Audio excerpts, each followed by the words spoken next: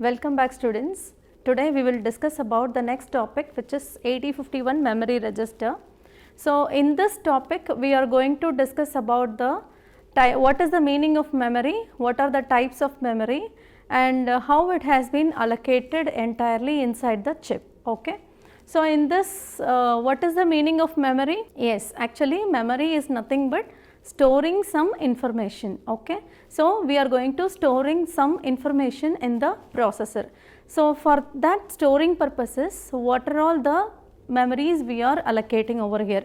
That is the thing we are going to see. So as per this topic, we are having here generally in this memory organization, we know that in 8051 all the components like processor, memories, IO devices and serial ports, serial IO ports, everything will be present inside the single chip. So here inside the single chip, here in this 8051 architecture, as I told you, this ROM and RAM is present inside this chip itself.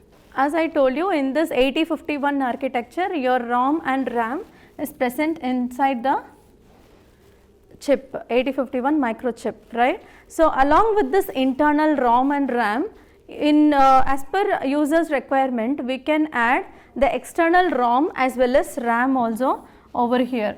Okay. So here we are going to add totally we can use 64 kilobytes of program memory.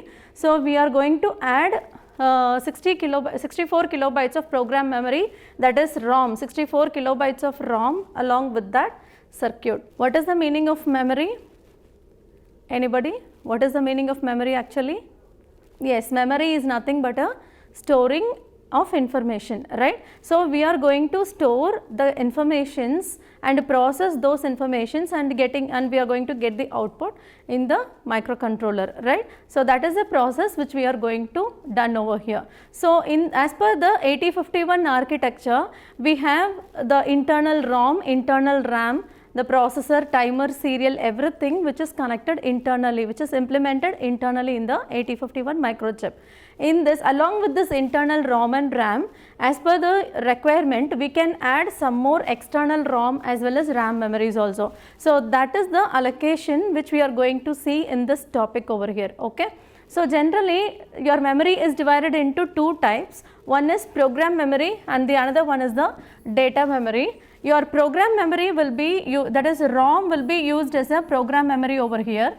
ROM in the sense I told you that it is read only memory. Since it is read only memory, we can that is once if you loaded the program in that memory, it could not be erased, right. So since due to that we are using ROM as a program memory, since your embedded system is the application specific.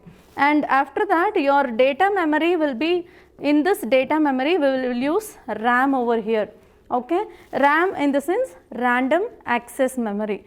In this random access memory, after completing the processing of those data, we can erase those data and we can reload another set of data which is going to process over there. Okay.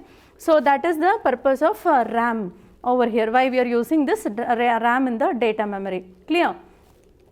And in the coming to the program memory allocations, generally this program memory is used to load the programs, that is application which is used for that particular device. Here we are using 4 kilobytes of program memory. 4 kilobytes of program memory is used over here. Along with this 4 kilobytes, we can use externally we can add 64 kilobytes of program memory. This is internal. This 4 kilobytes is nothing but internal. So externally we can add 64 kilobytes of program memory. 64 kilobytes of ROM, 64 kilobytes of ROM can be added externally. Out of this, in this program memory allocations, we can use that in two ways. One is we can add, that is we can use internal memory 4 kilobytes as well as we can add 60 kilobytes of program memory along with it. Okay, so totally you are supposed to use 64 kilobytes of program memory. Here for example, see in this internal ROM of 4 kilobytes consists of the address 000H to 0FFH, right. So if you are adding further 60 kilobytes, so you will get from 1000H to FFFH, the address locations. Okay, so this is the first method of your program memory allocation. If you are not using this type, then we can use another type also, which is nothing but you can use the entire 64 kilobytes of program memory over here from 000H to FFFH. Okay, so when you are using these two types, how we can identify these two, that is how we can enable these two types in the sense, for that purpose we are using this pin EA bar is equal to 1. Okay, we have seen in pins and signals that external access pin, yes or no? So external access pin is used to access the external memories. So that too, if it is low, since it is low signal, if this EA bar is equal to 0, then you have to consider that your external memory have been accessed over here. As per that case, in this first method, since we are using both internal as well as external memory over here, this EA bar is equal to, this pin EA bar is equal to 0. Equal to 1. Okay, it shows that your external memory is not completely used over here. Understood? And now in the second case, when you are going for the second case, if your external access pin bar is equal to 0, it shows that your external memory has been utilized entirely. Clear? So that's what we are saying, that external access pin which bar has to be 0 in order to access the memory locations, external memory entirely. Clear? So this is the two types of your usage of program memory allocations over here. It can be used in two methods, either internal plus external or entirely external. If you are using internal plus external, then your external access pin has to be 1. If you are using the entire external memory, then your external access pin has to be 0. Okay. Next, coming to the RAM allocations, RAM allocation in the sense it is data memory. RAM is used in the data memory, right? So in this RAM allocations, in this data memory, we are using 128 bytes. We are using 128 bytes over here. So these 128 bytes will not be used as it is. Okay, it is divided into 3 sections. One is register bank area, and the next one is the bit addressable area, and the third one is the general purpose area. So first we are going to see about the register bank area over here. This area is nothing but register bank area. Okay. So in this register bank area, it consists of 32 bytes of data. 32 bytes of data will be allocated for register bank area. So here we are having 4 different types of banks like bank 0, bank 1, bank 2 and bank 3. Okay. Each and every bank consists of 8 bits from R0 to R7. This R0, R1, R2 up to R7 will give you the total number of bits. So each and every bank is allocated with 8 number of bits over here. Okay. This 00H to 07H is nothing but the corresponding address of that particular memory locations. Okay. So this is nothing but the address. So here, so it consists of 00H to 1FH. Clear? So now what you are going to do? Now we are having 4 banks. Either all these 4 banks can be used at a time. No, we can't use all these 4 banks at a time. So at a time only one bank can be allocated. Either you can choose any of those banks. If you didn't choose any banks, then by default bank 0 will be chosen for the storage purposes. Okay. So if you are choosing any of the bank, so all other banks, if for example if you are choosing bank 2, then all other banks will act as a memory element over here. Okay. So here now the next question is, we have to choose a bank for the storage purpose. So how we can, what is the method to choose those banks? Okay, so for that we have seen in the previous session, we have seen the CPU registers, right? So in that CPU registers, we have discussed about the program status word register, that is PSW, right? It consists of 8-bit registers. I told you that this register will tell you the current status of your processor, right? In that status register, I told you about 2 bits. One is RS1 and RS0, isn't it? So RS1 and RS0 is nothing but the register bank select bit, isn't it? So if this bit, so now we are going to consider these 2 bits. If you are taking the 2 bits, then it will give you 4 combinations. Clear? So we are going to take the 2 bits as 0 and 0. It will give you 4 combinations as 0, 1, 1, 0 and 1, 1.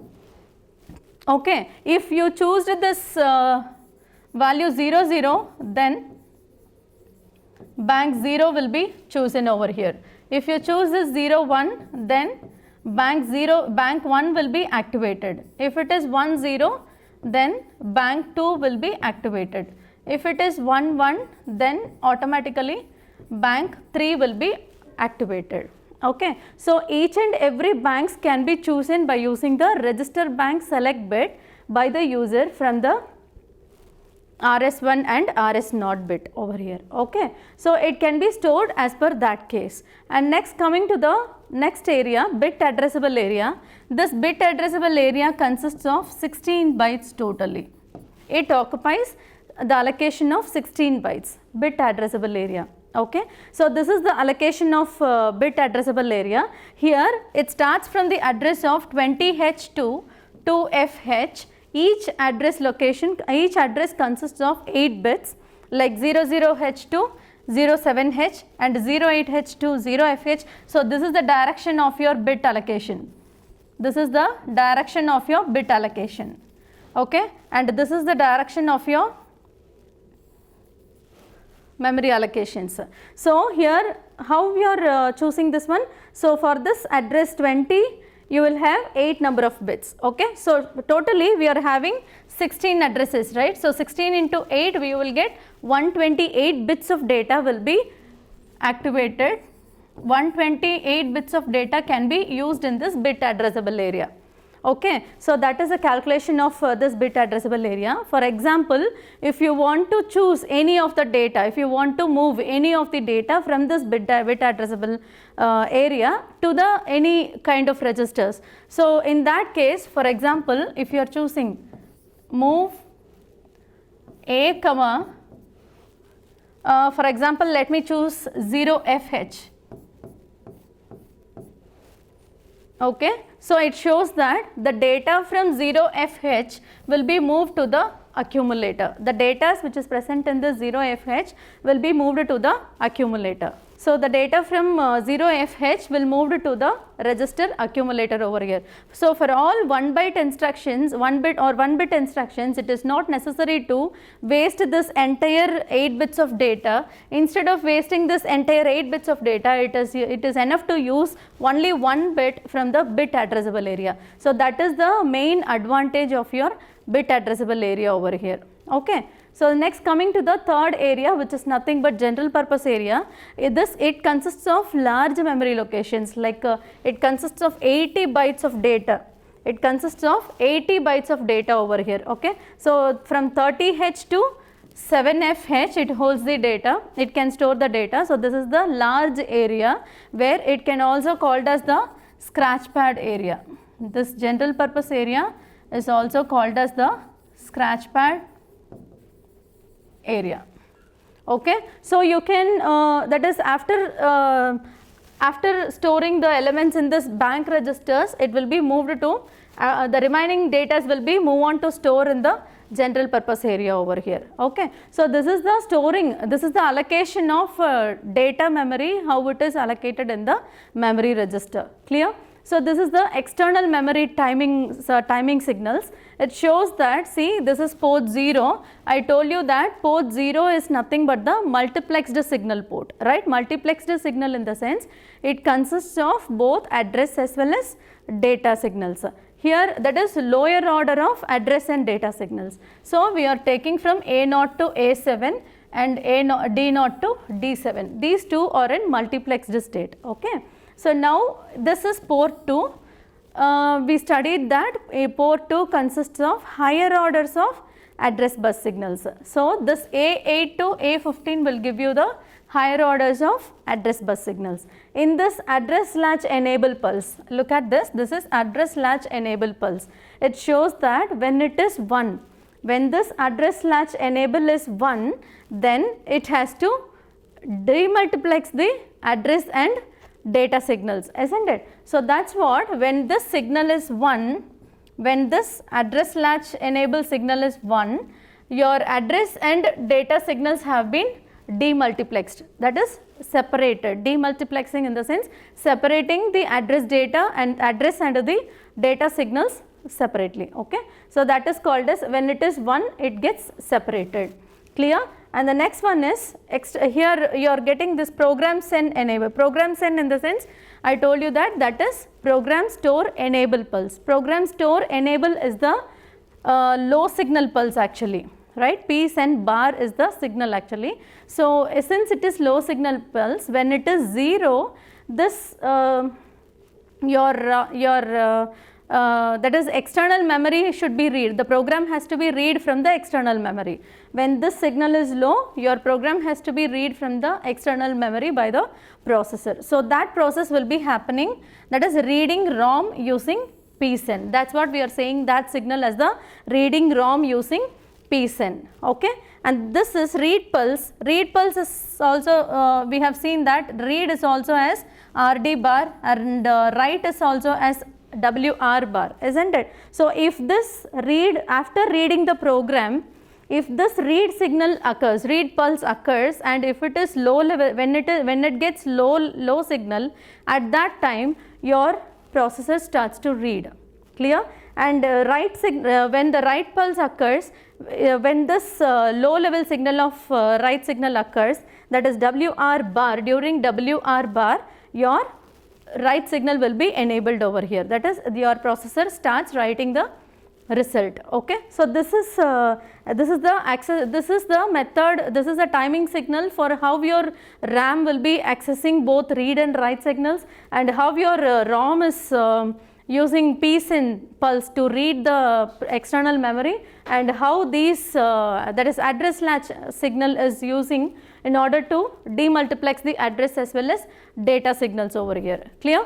So coming to the quiz, just note down the questions which I have given over here and try to find out the answers, and while you are coming to the next session, come up with the answers.